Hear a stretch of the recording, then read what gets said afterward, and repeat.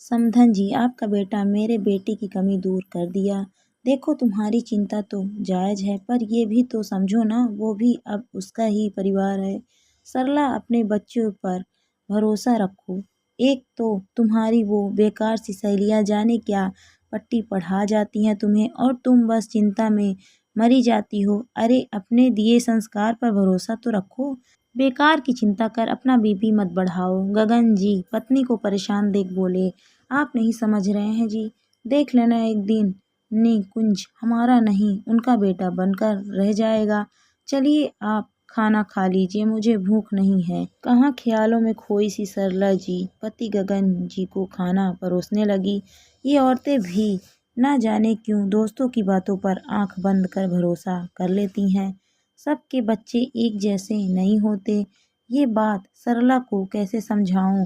मन ही मन रोटी का टुकड़ा मुंह में डालते गगन जी सोच रहे थे, सरला तुम भी थोड़ा खा लो, ऐसे भूखे पेट एसिडिटी होगी। सो अलग चिंतित पत्नी को पास की कुर्सी पर बिठाकर हाथों से निवाला खिलाने की कोशिश करते गगन जी ने कहा, पता नहीं एक ही बेटा मेरा, अगर वो भी मैं सच कहती हूँ जी, जीते जी मर जाऊंगी। कह वहां से उठ सरला जी कमरे में जाकर सोने की कोशिश करने लगी। कानों में बार बार दोस्त कस्तूरी की बात गूंज रही थी, देखना गया तेरा बेटा भी अब तेरे हाथ से। सोच ही रही थी कि मोबाइल की घंटी बजी, देखा तो बेटे निकुंज का फोन था। हेलो, सरला जी ने कहा, क्या हुआ माँ, इतने मध्यम स्वर में बोल रही हो, तबीयत ठीक नहीं है क्या? निकुंज ने पूछा। नहीं नहीं ठीक हूँ, आवाज़ दुरुस्त कर सरला जी बोली। अच्छा सुनो, कल राशि के पेरेंट्स के घर जाना है, कुछ लेकर जाना होगा क्या? पहली बार यहाँ से जा रहा तो मुझे कुछ समझ नहीं आ रहा। वहाँ से तो तुम पता नहीं क्या क्या थमा देती थी। निकुंज ने जैसे ही बोला, सरला जी की रही सही चिंता सच में बदलती नजर आने लगी। सही है बेटा, यहाँ आने का वक्त नहीं मिलता, ससुराल जाने का बहुत मन कर रहा है तेरा, चल जा ही रहा है, खाली हाथ क्या जाएगा। गगन जी का बेटा है, वो भी इतनी अच्छी कंपनी में काम करता है, अच्छे से मिठाई फल लेकर जाना। कह सरला जी फोन रख दिया। उधर निकुंज सोचने लगा, ये मम्मी को क्या हुआ, ऐसे क्यों बोल रही है। उसने फटाफट से पापा को फोन लगा दिया। हेलो पापा, ये मम्मी को क्या हुआ है, उखड़ी उखड़ी सी थी, मुझसे बात भी ठीक से नहीं किया, परेशान हो? निकुंज ने पूछा। अरे कुछ नहीं, जानते हो तो अपनी माँ को कोई कुछ कह देगा बस दिल पर ले चिंता में डूब जाती। गगन जी समझा बुझा कर फोन रख दिए। खाकर कमरे में गए तो सरला जी रो रही थी। सरला, बेटा है वो तुम्हारा, तुम्हारा ही कहलाएगा, और क्यों उससे ठीक से बात नहीं की? मुझे पूछ रहा है क्या हुआ मम्मी को, हो गया ना वो भी परेशान। गगन जी गुस्सा करते हुए बोले, ये सही है तुम्हारा, जब मैं ससुराल में करता तो वो बहुत अच्छा दामाद, सरला का पति कितना अच्छा है, सुनकर बहुत खुशी होती थी। पर आज बेटा ससुराल वाले शहर क्या रहने गया, तुम्हें तकलीफ हो रही है। वो पहले से ही वहाँ नौकरी कर रहा था, अब राशि का मायका वहीं है तो उसकी क्या गलती। तुम्हें तो तब बहुत अच्छा नौकरी करने गया, तब उस शहर से कोई दिक्कत नहीं थी, अब वो शहर खराब नजर आ रहा है। गगन जी ने कहा, आप नहीं समझेंगे, सो जाइए। कह सरला जी मुंह फेर कर सो गईं।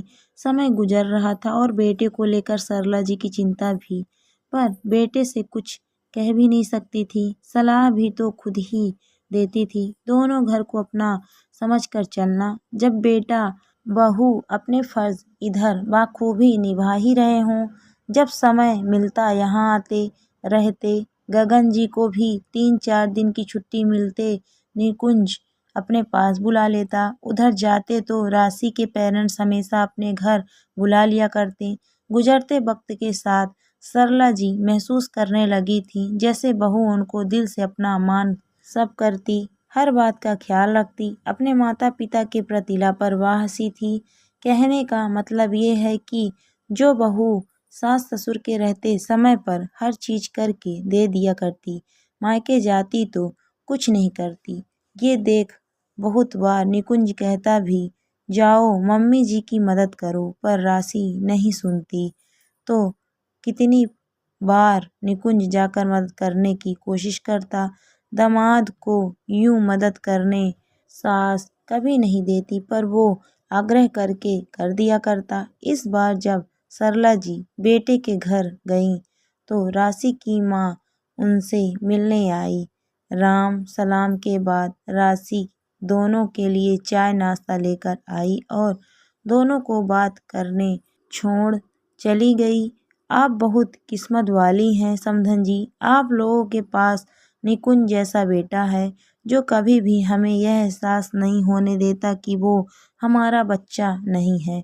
हम तो बहुत भाग्यशाली हैं जो निकुंज जैसा दामाद मिला।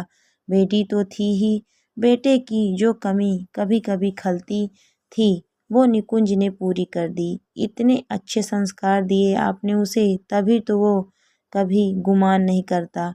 वो हमारा इकलौता दामाद है। बस समझिए आपने हमारी बेटी अपना ली, बस वैसे ही हमने आपके बेटे को। आपका बहुत शुक्रिया समधन जी। राशि की मम्मी हाथ जोड़कर भावावेश में डूब गई। ये क्या कर रही हैं समधन जी? राशि ने जब हमें इतना मान दिया तो निकुंज क्यों नहीं देगा? चलिए हम दोनों का परिवार इनसे पूरा हो गया, कह सरला जी ने राशि की माँ के हाथ पर हाथ रख अपनापन जताया। राशि की माँ के चले जाने के बाद गगन जी जो ये सब देख सुन रहे थे, सरला जी से बोले, अब क्या होगा सरला, समधन जी ने तुमसे तुम्हारा बेटा छीन लिया। कह हंसने लगे। ज़्यादा मेरा मजाक ना बनाइए, मैं कितना गलत सोच रही थी जी।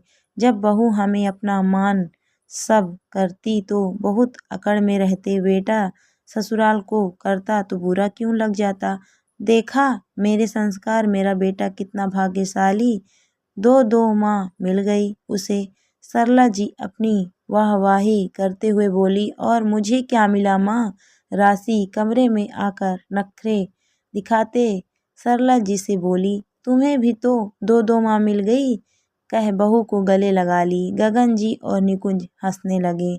दोस्तों बहुत बार एक बेटे की माँ को इस बात की चिंता लगी रहती है कि बेटा कहीं ससुराल का होकर ना रह जाए। बस सरला जी को भी यही चिंता सताए जा रही थी, पर अब समझ गई कि जब बहू अपना सब छोड़ ससुराल वालों को अपना सकती है तो दामाद क्यों नहीं।